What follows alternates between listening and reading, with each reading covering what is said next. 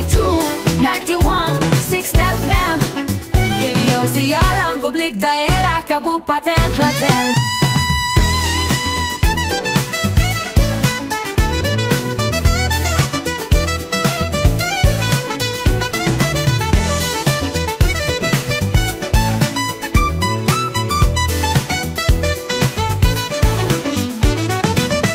Assalamualaikum warahmatullahi wabarakatuh. Bagaimana kabar Anda, pendengar dan tentunya pemirsa RSPD FM Klaten? Semua dalam keadaan sehat dan penuh semangat. Berjumpa kembali di program acara podcast DBHCHT bersama Bea Cukai dan tentunya Dinas Kesehatan Kabupaten Klaten. Pendengar, di kesempatan kali ini tema kita luar biasa ya, tentunya sudah Anda tunggu-tunggu dan tentunya sangat bermanfaat, yaitu perencanaan dan penganggaran DBHCHT Dinas Kesehatan Kabupaten Klaten. Tentunya dalam setengah tersebut kita telah kedatangan narasumber yang sangat luar biasa yang tentunya berkompeten di bidangnya. Yang pertama dekat saya dulu ini, beliau ada Bapak ini ya, Pak Sony Bibisono SEMM selaku Humas Bea Cukai Surakarta. Gimana kabarnya Pak Sony? Alhamdulillah baik, Mas Santo. Sudah berapa ratus kali nih Pak?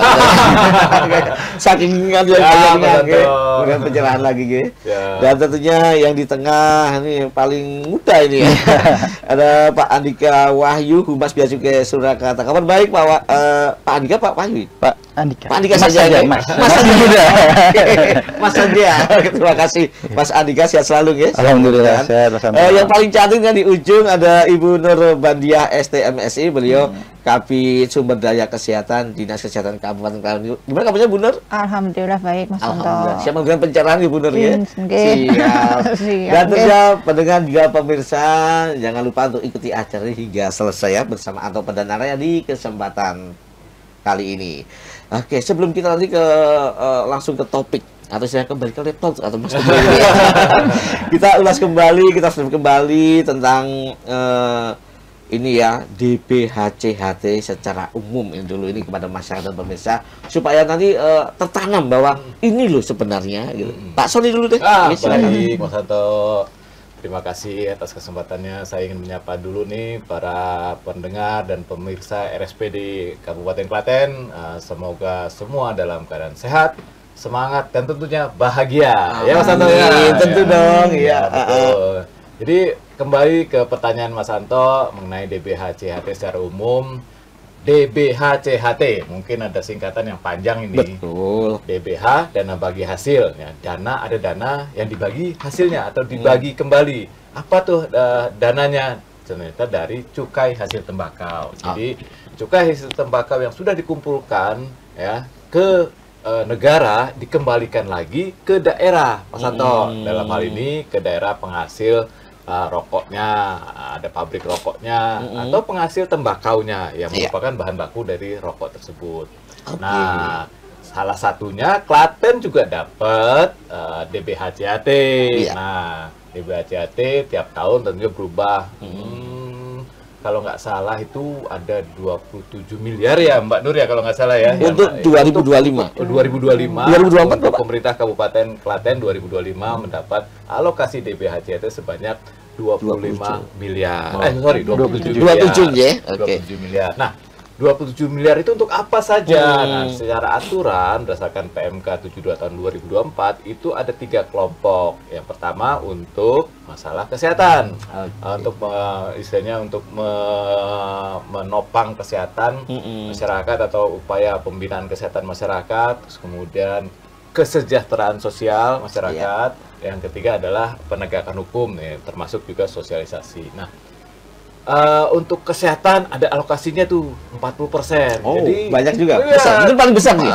Enggak, paling besar kesejahteraan sosial atau masyarakat itu 50%. 5%. Nah, sisanya 10% untuk penegakan hukum. Itu sih. Nah, jadi banyak sekali manfaatnya. Jadi Bapak Ibu sekali, Bapak Ibu, Bapak atau para pemirsa ya yang merokok ya. Mas juga ya, mas juga ya yang merokok ya. Rokok yang para pemirsa dan pendengar konsumsi itu ada konten atau ada nilai cukai yang dibayarkan. Itu adalah nilai cukai yang resmi atau rokok yang resmi yang ada nilai cukainya dan cukai itu kemudian diterima oleh negara, dan negara mengembalikan lagi ke pemerintah daerah. Nah, dalam bentuk DBHCAT. Jadi kita konsepnya di sini DBHCAT ingin selalu mengingatkan bahwa rokok yang legal lah yang memang kita dorong untuk dikonsumsi, yang nantinya ada penghasilan dari penerimaan cukai di situ. Dengan catatan tapi ya harus mempertimbangkan aspek kesehatan. Karena di sini ada Mbak Nur nih. Aspek kesehatan. Asal kita dibeli di Cibubur. Gitu, Mas Santo. Penjelasan secara umumnya. Oke, Mas Santo, terima kasih. Jadi memang alokasi untuk kesehatan 40%, sosial sekitar 50%, misalnya untuk tadi hukum dan penegakan ya. Jika OPD yang ikut diberikan salah satunya di Kominfo ya. Ini sosialisasi. Dan dinas kesehatan, ada juga Ditsos, hukum mungkin Satpol PP dan Damkar ya. Salah satunya kepolisian dan lain sebagainya. Oke. Lalu tadi juga tentunya gitu ya, ada semacam apa ya, cukai tadi disampaikan ya. Kita cukainya lah itu. Mas Andika itu. Ciri rokok ilegal sejak apa sih, Mas? Apa cukai saja atau gimana? Mungkin. Terima kasih, Mas. Jadi selama ini ya, Pak, di masyarakat itu masih banyak yang belum sadar ya tentang apa itu rokok ilegal. Karena sebenarnya kalau sekarang yang rokok ilegal yang beredar di masyarakat pun sebenarnya kemasannya sudah mirip-mirip, Mas. Itu dia. Jadi kemasannya juga sudah menyerupai rokok-rokok yang biasa, yang legal gitu. Nah, memang yang menjadi titik pentingnya di situ adalah terkait dengan pita cukainya. Karena pita cukai itu adalah bukti kepatuhan sebuah produsen rokok itu kepada negara, Mas. Jadi karena rokok itu termasuk barang kena cukai atau yang dari segi konsumsinya perlu kita kendalikan. Bahkan sampai peredarannya pun perlu diawasi. Nah, untuk itu pita cukai itu sebagai alat keamanannya, Mas. Seperti itu. Jadi legalitasnya di situ, keamanannya di situ. Betul. Tentunya yang membedakan rokok itu legal atau ilegal tentunya kita lihat dari pita cukainya yang paling gampang. Dan berdasarkan survei di tahun lalu, memang yang paling banyak beredar di masyarakat itu rokok ilegal adalah yang tanpa pita cukai. Itu hampir 90% dari peredaran rokok ilegal yang ada di Indonesia.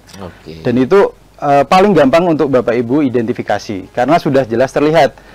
Bapak Ibu bisa sandingkan misalnya rokok yang sudah dengan merek-merek yang terkenal misalnya. Itu kan bisa dilihat pita cukainya seperti apa gitu. Dan itu bisa disandingkan. Nah, kalau tidak ada tempelannya sama sekali itu kan sudah jelas. Nah, yang menjadi masalah adalah semakin lama kan semakin berkembang, Mas. Modus-modusnya juga semakin banyak. Jadi transfer mata uang juga kan. Betul, seperti uang, Mas. Jadi pita cukai sendiri itu sudah memiliki 3 sistem keamanan. Baik itu dari kertasnya khusus, Mas. Jadi kalau kita mau identifikasi tanpa bantuan alat itu bisa. Jadi pita cukai itu kertasnya kalau kita terawang dengan arah datangnya cahaya itu dia akan seperti uang gitu, Mas. Jadi akan ada watermarknya. Ada watermarknya. Betul. Nanti di cahaya. Betul. Itu yang pertama. Dan yang keamanan kedua adalah hologram. Ada hologramnya, Mas. Nah, di hologram tersebut juga terdapat tanda-tanda untuk keamanannya.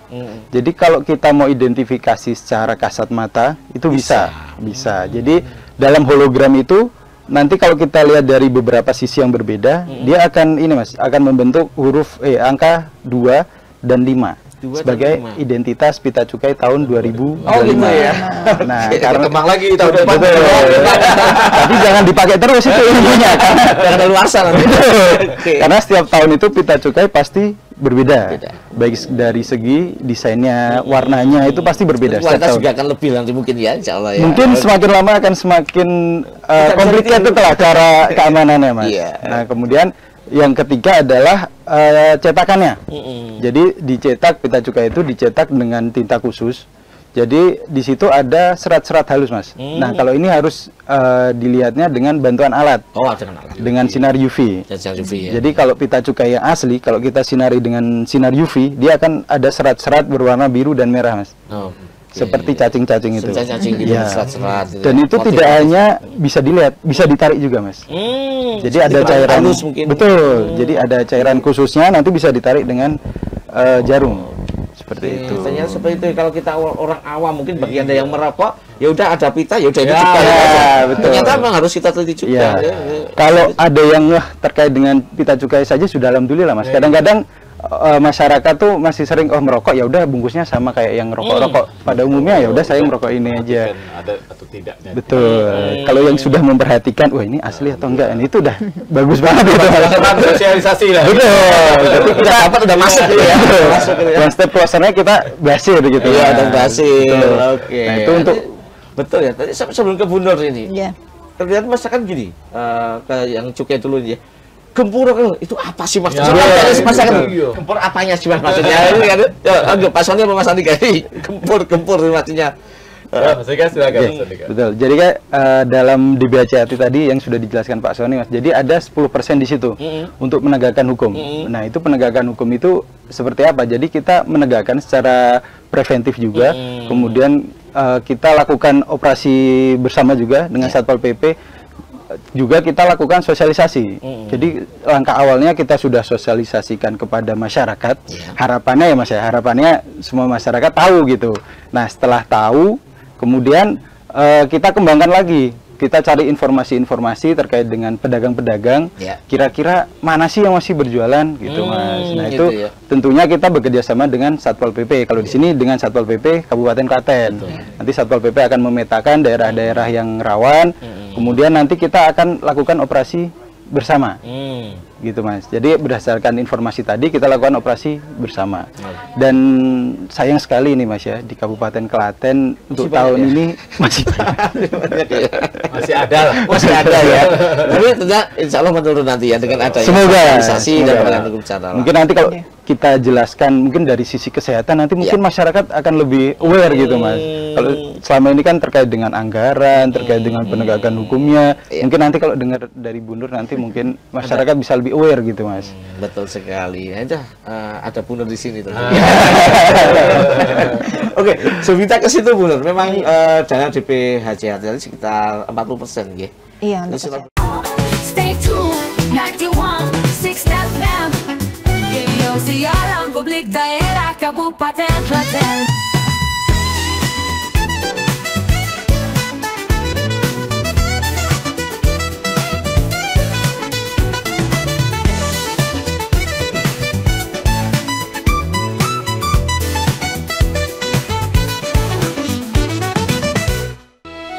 Sungguh hati seorang wanita adalah rahasia lautan yang dalam.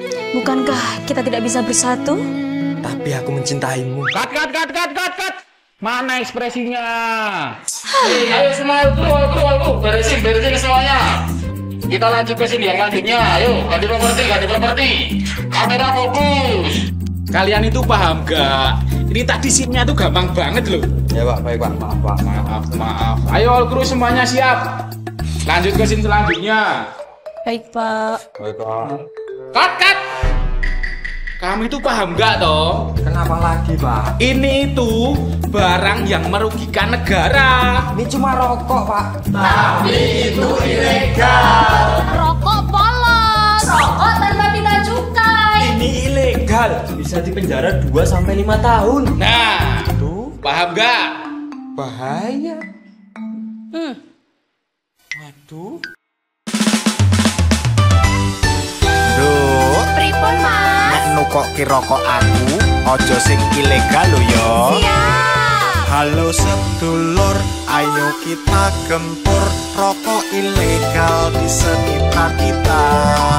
Kenali tandanya, bentuk dan pitanya, laporkan juga oknum-oknumnya.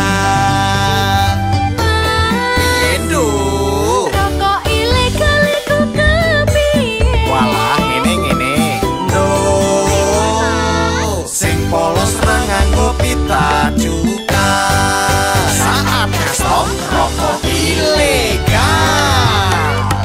Ayo semua gempur rokok ilegal karena sangat merugikan negara. Janganlah sampai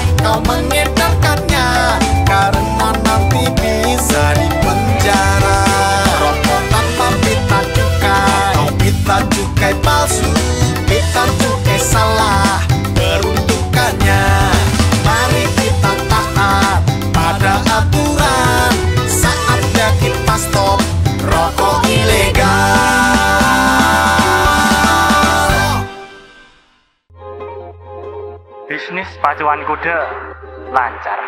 Oke. Golf lancar. Oke. Ada yang lain? Palawija, cengkeh, kopi, rempah-rempah, semuanya sudah dibeli. Bagus. Tinggal dikirim ke Belanda. Bagus, kerja yang bagus. Kita nikmati dulu. Nah, ini ada cukainya. Rokok mesin ada SKT-nya. Ini juga dilarang. Bahayanya? Penjara 2-5 tahun. Laporkan di call center 1500225.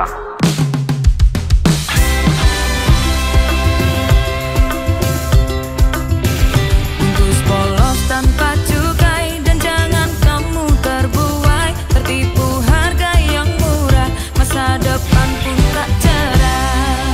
Pilih tentu yang pasti, rasa dan kualitasnya, dan jangan pernah berhenti, singkirkan rokok ilegalnya.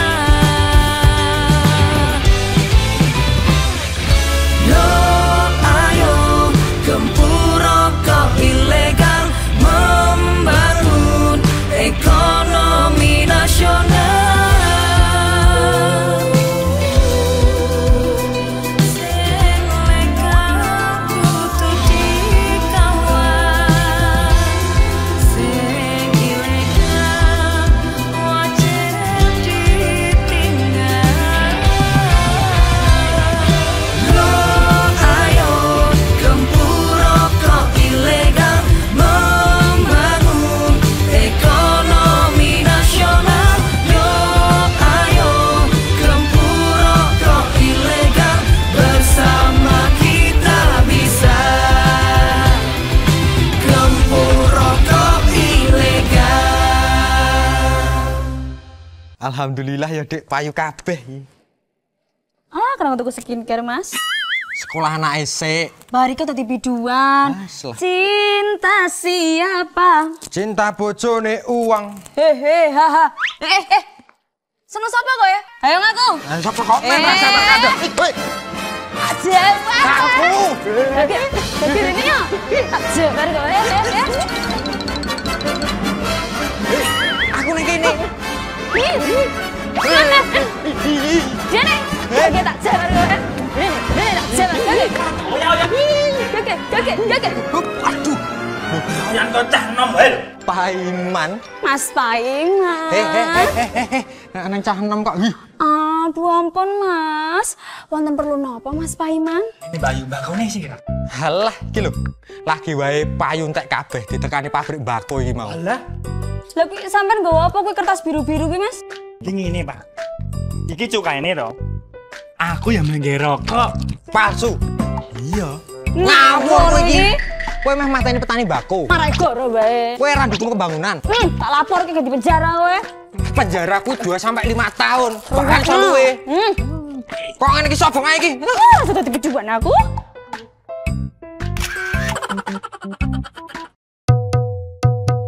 Jangan kau dekati, rokok ilegal harus dibenci, tanamkan di jiwa, tanamkan di hati, kita harus baku jaga, mendukung program pemerintah, tanamkan di jiwa, tanamkan di hati.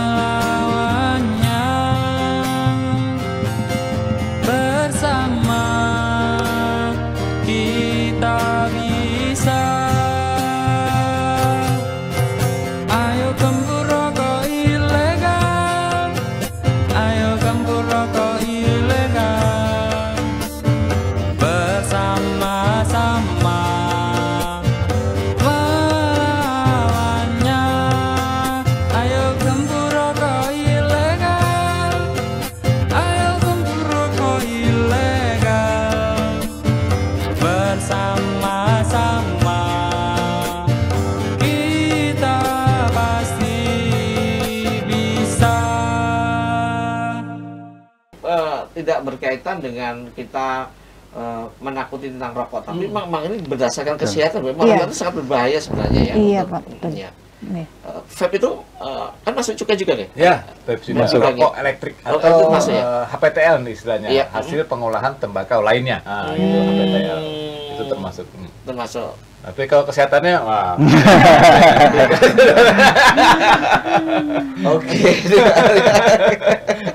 Ya, kemarin tentunya sudah banyak kegiatan yang dilaksanakan tahun 2024 ya. Iya. Untuk 2025 ini yang mungkin dijalankan baru tadi ya, yang dua tadi yang mungkin tergolong baru ini tahun 2025 ini. Untuk yang kita atau sudah kita di BHJAT dari tahun 2018 ya Pak ya? 18 ya. Iya, 18 itu sudah dimulai sejak awal. Sudah. Berulang gitu ya. Iya. Sampai sekarang ya. Oke. Kayak yang ambulan tuh kita sudah 34 puskesmas itu dari DBHJAT juga.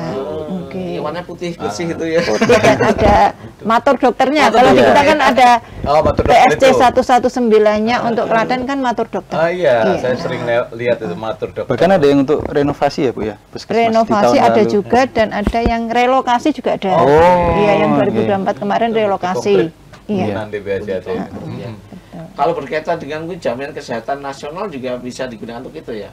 Kalau sesuai Permenkyu kan bisa, tapi kalau di kita dari beberapa tahun terakhir ini menggunakan dana DBH pajak rokok, dana bagi hasil pajak rokok. Jadi memang beda nggak Pak? DBH DBH pajak rokok. Beda. Mirip-mirip sih ya. Iya. Jadi Mas di dalam produksi rokok itu selain dikenakan cukai dengan bentuk pita cukai, ternyata produsen juga dibebankan pajak rokok. Kalau masalah 10%. 10%. Gitu ya. 10% dari nilai dari HJE 10%. Nah, itu ya sebetulnya sih bukan pabrik yang membayar tapi konsumen. Jadi konsumen itu beli ya sudah mengandung nilai tersebut kan gitu. Pajak tidak langsung. Nah, itu ternyata dari selain yang kembali ke pemerintah daerah dalam bentuk cukainya juga pajak rokoknya. Betul. Ya itu dimanfaatkan untuk iuran JKN. Dan kita untuk setiap tahun untuk Klaten itu sekitar 40 M. 40 M. Iya. Untuk pembayaran premi BPJS untuk masyarakat. Berapa penerima? Ada tanya nanti. Kita sudah 98 sekian persen Pak. Oke. Iya. Alhamdulillah. Kan dari jumlah penduduk sekitar 1,3 nggih 1,2-an mungkin sudah. Dana bagi hasil pajak rokok itu dari pemerintah daerah atau dari pusat, Bu? Kalau untuk itunya mungkin BPKD yang lebih tahu ya Pak. Kita cuma dapat plot-plotan DBHJAT sekian, DBH pajak rokok sekian, seperti itu. Karena itu kan termasuk pajak daerah juga itu kalau masalah ya kan. Betul sekali. Iya. Oke. Lalu seperti apa pelayanan kesehatan yang baik, kegiatan promotif, preventif maupun kuratif atau rehabilitatif dengan prioritas mendukung upaya tersebut? Kalau untuk promotif preventif ya, untuk sarana prasarannya jelas harus secara kualitas dan kuantitas juga harus diperhatikan. Kemudian SDMK, sumber daya manusia kesehatan juga ditingkatkan kualitas dan kuantitasnya. Kemudian juga untuk sarana prasarana lain seperti gedung itu jelas nggih, untuk gedung fasilitas kesehatan, terus alat-alatnya, kemudian seperti yang tadi yang bergerak tadi ya, ada ambulan, ada pusling. Kalau yang untuk tahun ini kita karena ambulan sudah 34 sudah punya semua, kita arahkan untuk pusling Pak, puskesmas keliling. Jadi itu lebih untuk preventif. Promotif preventif. Gitu ya? Iya, jadi mobilnya hampir sama dengan ambulan, tapi untuk dalamnya, kalau ambulan kan seperti itu nggak ya? Kita semua tahu. Kalau yang pusling ini itu untuk promotif preventif di desa-desa, misalnya ke Posyandu untuk promosi kesehatan di Posyandu. Tim kesehatannya tidak harus dokter, karena itu untuk memberikan penyuluhan ke masyarakat. Jadi langsung ya dari. Kalau untuk tahun ini kita ada 3 pengadaan pusling dari DBHJAT ini.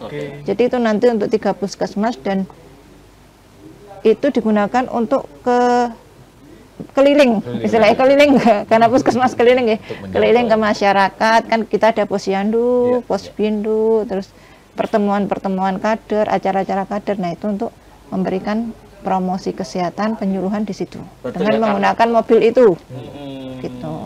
Jadi lebih ke yang ada istilahnya apa, halo-halonya itu loh Pak. Betul ya, jadi bisa menjangkau sampai ke desa-desa. Memang kita ketahui bersama bahwa masyarakat itu kadang-kadang takut periksa, benar-benar didodoki, dijemput, kadang tidak mau periksa. Iya. Jadi memang sudah tepat sekali, memang harus ada mobilitas dengan Oke, keren juga ya Pak ya, ternyata ada dinas kesehatan ya. Tidak sia-sia ya kita.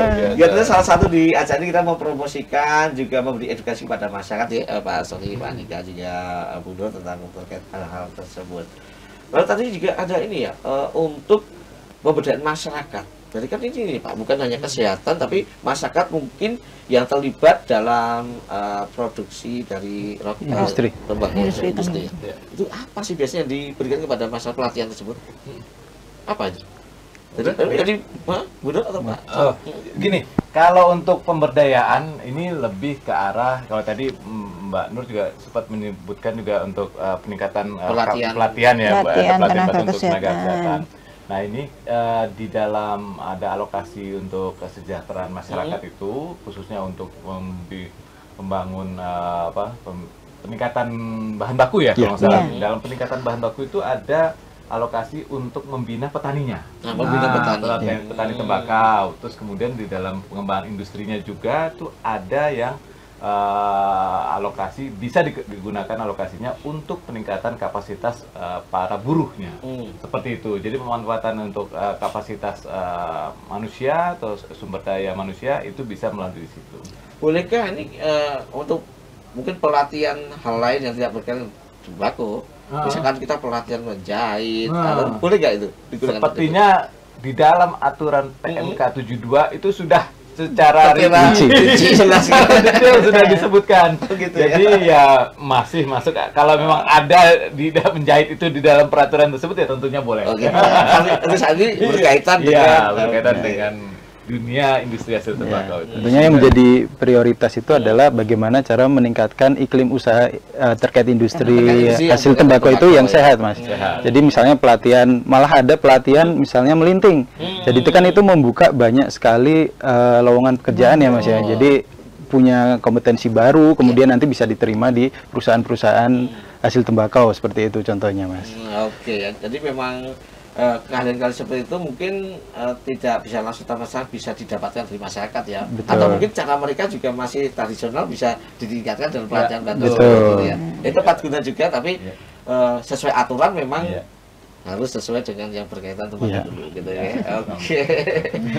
Dan tentunya banyak hal yang mungkin pendengar dan pemirsa kepoin atau tentang DBHC tersebut. Kalau untuk ini tentunya BLT ini ya, jadi berkaitan dengan bantuan langsung tunai itu memberikannya seperti apa nih Pak?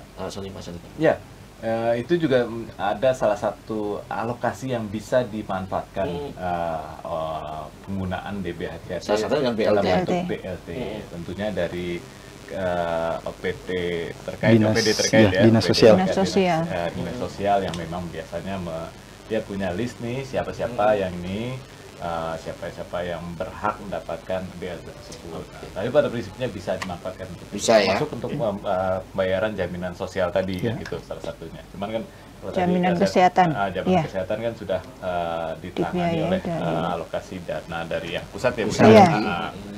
Di BLT itu sebenarnya masuk juga untuk alokasi itu bisa. Oke. Ini dari bidang kesehatan juga nih untuk Ibu Nur ini ya. Tentunya memang untuk membentuk karakter masyarakat yang sehat itu banyak tantangannya nih. Oke.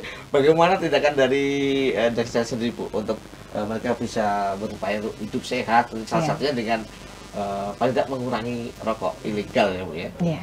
Apa legal juga Pak? Pasti kalau pasti kita mengenai legal. Yang legal pun juga untuk kesehatan juga. Iya betul, untuk terkait kesehatannya. Bukan hanya yang ilegal, Mas, sebenarnya legal juga.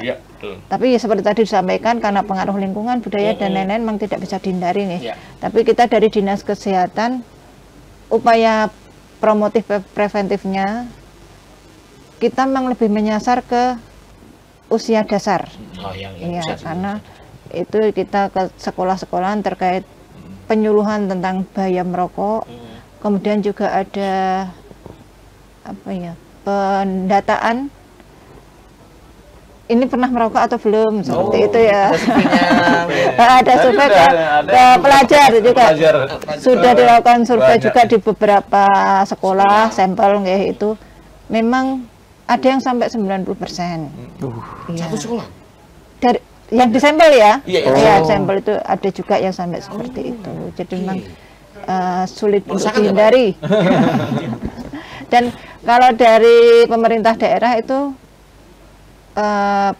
kebijakan terkait kawasan tanpa rokok. Itu lebih banyak nanti ya, ada juga nanti ada semacam ada kawasan-kawasan khusus. Mungkin banyak tempat umum akan diberikan ya. Iya. Perbanyak itu Bu ya. Mungkin salah satu akan ada sanksi. Mungkin di Malioboro, Jogja itu ada ya. Iya, kalau itu sudah. Tapi kalau untuk Klaten mungkin belum seketat itu tapi kita memang sudah ada kebijakan terkait kawasan tanpa rokok. Nah, itu yang masih harus disosialisasikan ke masyarakat. Itu PR kita saat ini. PR bersama tentunya. Kesehatan juga. Sebenarnya saya sendiri kepo itu sebenarnya kalau yang ilegal dan ilegal itu selain tadi ada cukai dan lain sebagainya, apakah sebenarnya bahan mereka juga beda kandungannya itu? Ada yang tahu tentang rokok nggak sih di bawah-bawah itu Ibu? Mungkin nanti Kak. Ini yang menarik ya Mas Santo ya. Jadi kalau kita bicara rokok ilegal dan legal ya, kita nggak bicara sehat atau tidak sehatnya ya. Jelas mutlak ya Bu ya, tidak sehat ya Bu ya. Tidak itunya ya. Jadi yang menarik adalah pernah ditemukan rokok ilegal itu bahkan bahan bakunya bukan tembakau Mas. Itu. Nah kalau kita bicara bahwa tembakau yang sudah legal aja, yang sudah dibuat pasti ada QC yang ketat dalam perusahaan tersebut Mas, sudah dites kadar nikotinnya berapa, kadar tarnya berapa. Nah, bagaimana kalau misalnya ini adalah dari bahan yang tidak jelas? Gitu. Jadi pembandingnya bahwa yang sudah jelas-jelas saja, sudah terkandung di situ kandungannya apa saja, sudah dites secara lab, itu aja tidak sehat, apalagi kita bicara yang nggak jelas lagi ini Mas. Jadi betul, pabriknya nggak tahu kita di mana, apakah ini tembakau atau bukan gitu Mas. Jadi bahaya di situ. Di situ kita juga nggak akan. Betul. Apalagi kalau daun, asal daun dimasukkan di situ kan bisa juga Mas. Iya betul. Karena tidak dipantau itu yang menjadi bahaya Mas, rokok ilegal itu. Jadi jangan mungkin merokok aja sebenarnya tidak boleh, apalagi merokok yang pakai yang asal murah saja. Iya, yang tidak jelas. Yang tidak jelas. Karena memang masuk kita kadang-kadang guyonnya seperti ini bercandanya. Sing penting metu perlu. Kalau itu nggak boleh ya. Oke. Nah ini kita closing statement karena waktu juga. Kalau kita bicara tentang DBHCHT mungkin tidak selesai dalam satu hari ya. Manfaatnya cukup banyak, juga ada tantangan-tantangan di situ. Untuk bunuh dulu gini ya, saya closing statement, monggo silakan tentang penggunaan dana DBHCHT kepada masyarakat. Sekalian nanti supaya bisa mengalir rokok kepada masyarakat itu apa sih tipsnya? Itu monggo.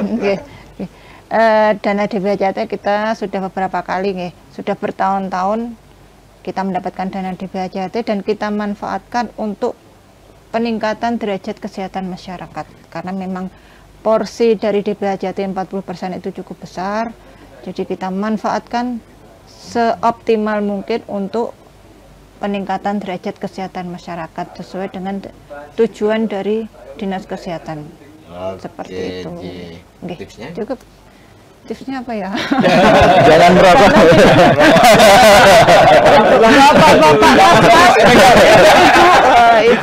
Ibu juga ada loh Mas. Ibu-ibu, mbak-mbak, mas-mas semuanya ya memang. Jadi sekarang rokok bukan hanya di kalangan bapak-bapak. Jadi jangan sampai rokok ilegal, itu aja intinya. Dan dari kesehatan juga sebenarnya merokok juga tidak baik. Oke, terima kasih Bu Nur. Iya, terima kasih sama-sama. Apa ini pesan-pesannya nih? Mungkin untuk masyarakat Klaten tadi sudah dijelaskan bagaimana angka-angka yang besar dari rokok tentunya, yang itu yang belum banyak disadari oleh masyarakat. Ternyata bahwa kalau masyarakat merokok yang legal itu ternyata ikut menyumbang juga dan nilainya besar dan dampaknya juga ternyata besar. Nah, di sini kita menjalankan perannya masing-masing ya Mas. Kalau di Dinas Kesehatan kan menjelaskan terkait dengan kesehatan gitu ya, jangan merokok. Nah, kalau di kami karena Bea Cukai ini sebagai revenue collector juga, tentunya kami lebih concernnya terkait dengan penerimaan Mas. Jadi kami tidak akan melarang untuk merokok sebenarnya ya, karena itu tugasnya Dinas Kesehatan ya. Cuma di sini kalau yang sudah merokok, nah itu beli rokoknya yang legal. Yang belum merokok ya jangan merokok. Betul. Gitu. Resikonya itu sudah betul. Mas Andika ya tadi ya. Ada kandungan tidak terkontrol dan sebagainya, tidak ada kualitas. Betul. Dan tentunya masyarakat sangat berperan Mas dalam pemberantasan rokok ilegal ini. Tentunya dari masyarakat sendiri pun bisa memberikan informasi-informasi terkait dengan peredaran rokok ilegal tadi Mas. Jadi masyarakat bisa langsung melaporkan, kalau misalnya jauh bisa langsung ke Satpol PP Kabupaten Klaten. Atau sekarang bisa langsung menghubungi ke Bea Cukai Surakarta. Kami sudah tersedia di hampir semua layanan media sosial Mas. Baik itu Instagram, Facebook, Twitter, ataupun WA kami. Mungkin boleh dicatat ya Mas ya. Nanti nomor WhatsApp kami di 0896 980 5000. Nah, di situ nanti kami sangat terbuka nanti kalau ada informasi sekecil apapun terkait dengan peredaran rokok ilegal atau terkait dengan misal Mas saya nemu pabrik yang memproduksi rokok, nah itu bagus sekali nanti Mas. Dan tentunya tenang saja Bapak Ibu yang melaporkan akan kami rahasiakan identitasnya. Dan tentunya pesan saya yang terakhir, mari kita bersama-sama untuk gempur rokok ilegal. Ada tambahan mumpung ini belum terlewatkan, Anda juga bisa menghubungi RSPD Klaten, kami salurkan. Ya, boleh. Rahasia terjamin. Itu masih Mas Andika.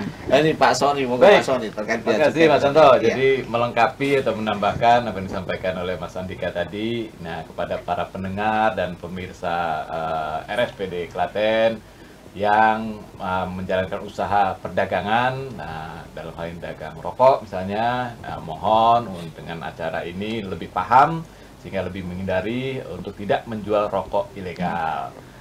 Dan juga kepada para pendengar ya, atau pemirsa RSPD yang punya niat untuk membuat rokok ilegal, nah ini sekali lagi kami himbau untuk mengurungkan niat tersebut. Karena apa? Baik menjual, apalagi memproduksi, menyediakan aja sudah kena ancaman hukuman. Jadi sekali lagi untuk menghindari ancaman hukuman yang berat berupa denda dan juga ancaman pidana penjara, kami himbau untuk tidak lagi menjual atau membuat rokok ilegal. Terima kasih Mas Santo. Terima kasih Pak Sony atas statementnya, dan pendengar dan pemirsa juga dimanapun Anda berada, bahwa memang benar merokok tidak baik untuk kesehatan, tapi untuk yang sudah merokok tetap harus dengan yang legal, karena tentunya di samping Anda akan lebih terjaga kesehatannya, lebih aman, juga pemasukan untuk kontribusi pada masyarakat sangatlah besar. Jadi untuk membantu yang lainnya juga, ya, baik tentunya dari bidang kesehatan, sosial maupun lainnya. Dan pastinya juga tadi ketika Anda berkecimpung di dunia rokok ya, dari hulu sampai hilir, tetaplah mengikuti aturan karena ada sanksi tegas nanti Anda jika melanggarnya. Oke, dan siap kami untuk melayani segala keluhan Anda pastinya. Dan terima kasih Bu Nur untuk kehadirannya. Sama-sama Mas Anto. Untuk pencerahannya, dan insya Allah nanti diundang kembali bersama. Oke, Mas Andika terima kasih Bea Cukai. Terima kasih Mas Anto. Bapak yang terhormat Pak Sony ini siap lagi Pak ya. KRL apa mobil Pak? Oke, terima kasih, dan tentunya juga kepada Anda pendengar dan pemirsa, semoga podcast hari ini bersama Bea Cukai dan Dinas Kesehatan Kabupaten Klaten bermanfaat. Dalam tema perencanaan dan penganggaran DPH CHT Dinas Kesehatan Kabupaten Klaten. Terima kasih kebersamaannya. Mohon maaf bila ada salah ucap. Jumpa kembali dari kesempatan. Wassalamualaikum warahmatullahi wabarakatuh. Waalaikumsalam warahmatullahi wabarakatuh.